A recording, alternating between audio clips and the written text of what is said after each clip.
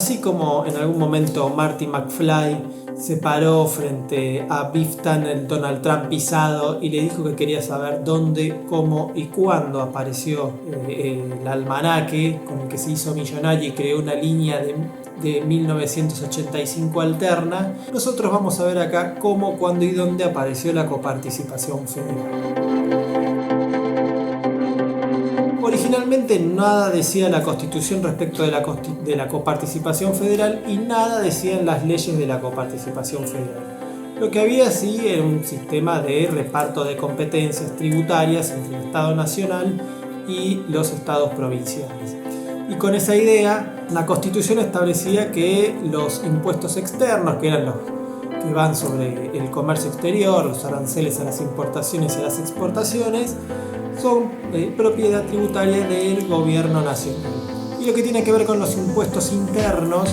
es decir, aquellos que van sobre el consumo y la actividad económica interna del país, o sea, lo que no es el comercio exterior, ahí hay que separar lo que son los impuestos internos directos de los indirectos. Cuando son indirectos, tanto la nación como las provincias pueden fijar tributos en esa materia sin ningún tipo de limitación, y cuando son impuestos internos directos son titularidad básicamente de las provincias, aunque excepcionalmente el Estado Nacional puede establecerlos por un periodo determinado de tiempo. Originalmente, una vez que empezó a regir la Constitución Nacional y que empezó a nuestro país a tener una vida como nación unificada, ya que se juntaron las provincias, no había demasiado inconveniente porque el gobierno nacional no se nutría de impuestos internos para sus recursos. Generalmente cubría sus gastos ya sea con la venta de tierras, la renta de correos y los aranceles al comercio exterior. Pero en el año 1890 se produjo ahí un punto de inflexión. Una vez que Juárez Celman sale del gobierno, Carlos Pellegrini asume la presidencia y envía un proyecto de ley al Congreso que fue finalmente aprobado, donde establece los primeros impuestos internos del gobierno nacional. A partir de ahí empieza a haber cada vez nuevos impuestos internos por parte del gobierno federal y se van empezando a generar un problema porque se superponían también con algunos impuestos internos de las provincias. Sin embargo, no va a ser tan rápido en el momento en el que el gobierno nacional y las provincias acuerdan fijar la coparticipación federal. No, van a estar así durante un tiempo, y para más o menos el año 1827 ya la Corte Suprema da cuenta de que ahí había problemas de orden tributario y que era necesario coordinar lo que tenía que ver la tributación entre las naciones y las provincias, y en un fallo llamado Simón Mataldi, Sociedad Anónima, la Corte Nacional establece, declara en un párrafo al pasar sobre la necesidad de fijar un régimen de coparticipación federal, que era algo que se venía estudiando doctrinariamente y de orden político, pero todavía no estaba rigiendo. El caso en realidad no tenía estrictamente que ver con que haya dos jurisdicciones cobrando un mismo impuesto, sino que, o sea, una superposición impositiva, sino que en realidad era otra cuestión que muchas veces hoy en día se sigue dando, que tiene que ver cuando un impuesto pasa a considerarse como parte de la base imponible de otro impuesto. En aquel momento tenía que ver con precio y un factor tributario que después se tomaba de base imponible para otro impuesto, pero que es análogo a lo que hoy en día nos pasa, por ejemplo, cuando se compra un automóvil y el auto, uno paga el precio del auto más los impuestos, y después la base imponible del impuesto automotor considera todo lo que uno pagó y termina tributando sobre el impuesto. La Corte lo que dijo es lo siguiente: que no obstante el armónico equilibrio que doctrinariamente presupone el funcionamiento regular de las dos soberanías nacional y provincial en sus actuaciones respectivas dentro del sistema rentístico de la Constitución, no puede desconocerse que su régimen efectivo determina una doble imposición de gravámenes con la que se afectan en determinadas circunstancias importantes intereses económicos y se originan conflictos de jurisdicciones fiscales que no siempre es dado dirimir con la eficacia debida. De ahí la constante requisición colectiva traducida en múltiples estudios y proyectos tendientes a la modificación o mejor aplicación del sistema rentístico, iniciativas que abarcan desde la reforma de la Constitución hasta la nacionalización de los impuestos en cuanto a su percepción, a base de coparticipaciones proporcionales y equitativas entre la nación y los estados federales. Bueno, ese fallo que fue dictado por la Corte Suprema de Justicia en el año 1927 no fue el momento exacto en que nace, digamos, la coparticipación federal, pero podemos decir que en esta metáfora de Marty McFly y Biff Tannen,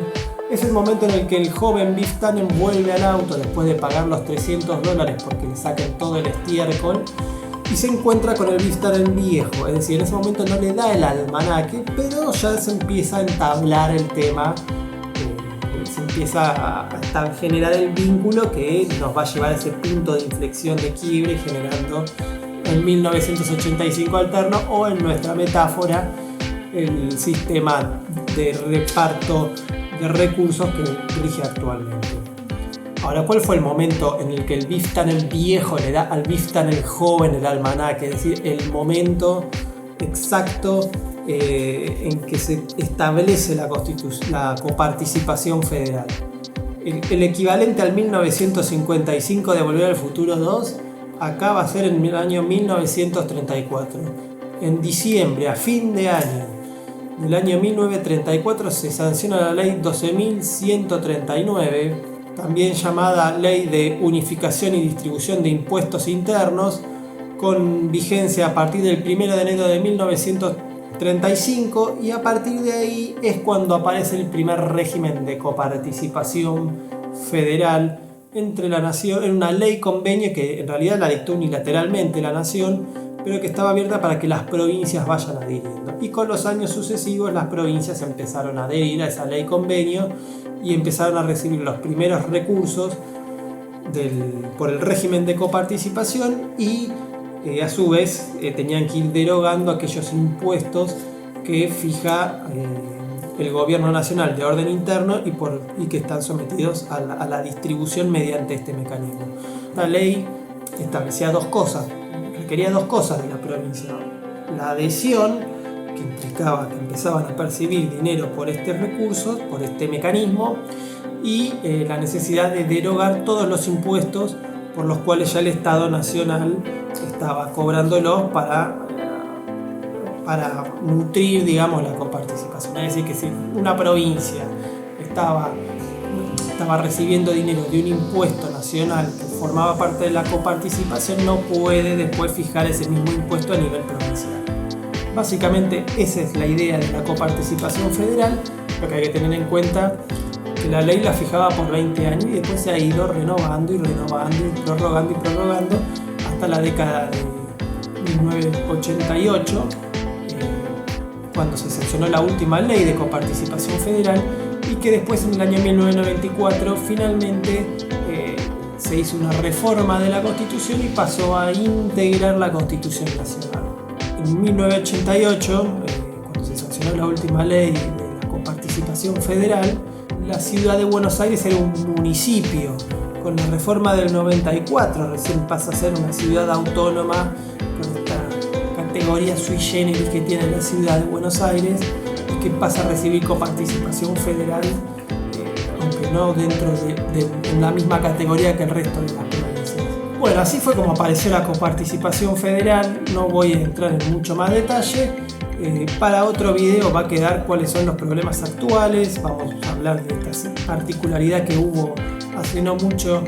entre la ciudad de Buenos Aires y el gobierno nacional, porque le quitaron recursos, qué es lo que pasó ahí, qué es lo que dice la Constitución Nacional y cuál es la deuda pendiente que tiene nuestra querida democracia. Espero que les haya gustado el video y nos vemos la próxima.